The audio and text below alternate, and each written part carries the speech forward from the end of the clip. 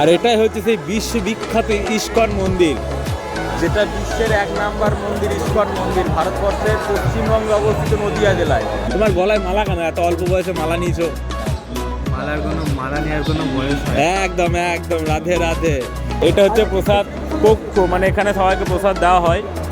কত সুন্দর পরিষ্কার পরিচ্ছন্ন এবং কত ভালো পরিষেবা আমি সেটা দেখাবো।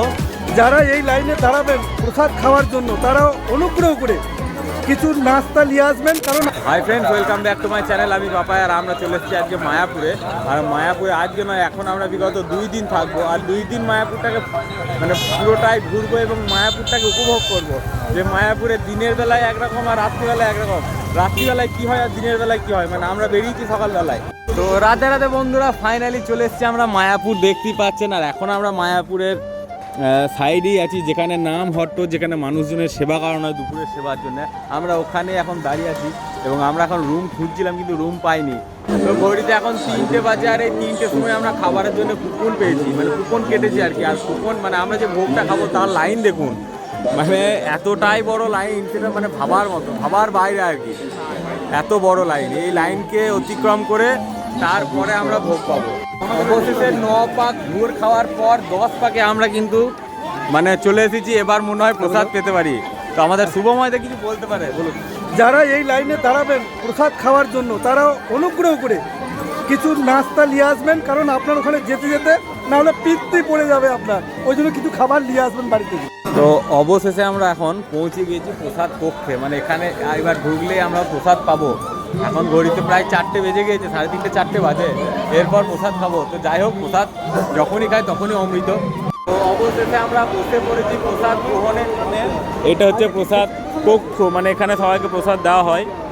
কত সুন্দর পরিষ্কার পরিচ্ছন্ন এবং কত ভালো পরিষেবা আমি সেটা দেখাবো।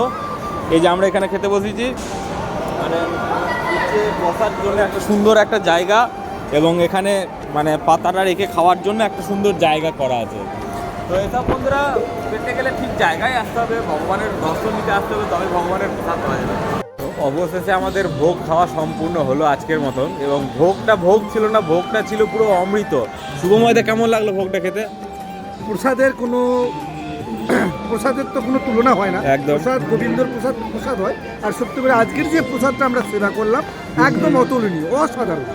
তো এরকম ভোগ আপনিও যদি মায়াপুরে আসেন, আপনিও অবশ্যই পাবেন। তো এই মায়াপুরেতেই একটা ভাইকে আমরা পেয়ে গিয়েছি। ভাই, তুমি কোথা থেকে এসছো? আমার বাড়ি হচ্ছে পলাশির কাছে। আচ্ছা, তোমার গলায় মালা কেন? এত অল্প বয়সে মালা নিয়েছো? মালা নেওয়ার কোনো বয়স হয়? একদম একদম, রাধে রাধে। দাদা কিন্তু বলেই দিল যে মালা নেওয়ার কিন্তু কোনো বয়স হয় না। তাই বলি, মালা কিন্তু সবাই নেন, সবাই ভগবানের পথে আসুন, আশা করি আপনিও ভালো হয়ে যাবেন। এই সেই মায়াপুরের ইস্কন মন্দির, আর আমরা এখন ইস্কন মন্দিরের সামনেই আছি। আমরা এখন প্রসাদ খেয়ে বেরোলাম, এবার একটু ঘুরবো, কারণ আজ এই দুটো দিন মায়াপুরেই কাটাবো, একটু অন্যরকমভাবে কাটাবো। আর এটাই হচ্ছে সেই বিশ্ববিখ্যাত ইস্কন মন্দির, যেটা বিশ্বের 1 নাম্বার মন্দির। ইস্কন মন্দির ভারতবর্ষের পশ্চিমবঙ্গে অবস্থিত নদিয়া জেলায়। এই হচ্ছে মায়াপুর বাজার। সন্ধে লাগছে, আর সন্ধে যত বাড়ছে তত মায়াপুরে কিন্তু ভিড় বাড়ছে, মানে কেনাকাটা, মানুষজনের কেনাকাটা, ঘোরাফেরা। আর আমরা দাঁড়িয়ে আছি একটা খাজার দোকানে, খাজা খেলাম। খাজাটা সত্যি খেতে খুবই ভালো লাগলো এবং খুবই টেস্ট। সব রকম মিলিয়ে একটা অন্যরকম বিষয় কাজ করছে। তো আমরা থাকার জন্য এখানেই রুম নিয়েছি, আর আমরা রুম পেয়ে গেছি ওপরে। আর এখানে আমরা থাকবো প্রায়, আজকের দিনটা আছি, কালকের দিনটা থাকবো, কালকে অন্য জায়গায় রুম নেবো, ওখানেও থাকবো। তো এই ভিডিওটি কেমন লাগলো কমেন্ট সেকশনে অবশ্যই জানাবেন। দেখা হবে নতুন কোনো জায়গা থেকে নতুন কোনো ভিডিও।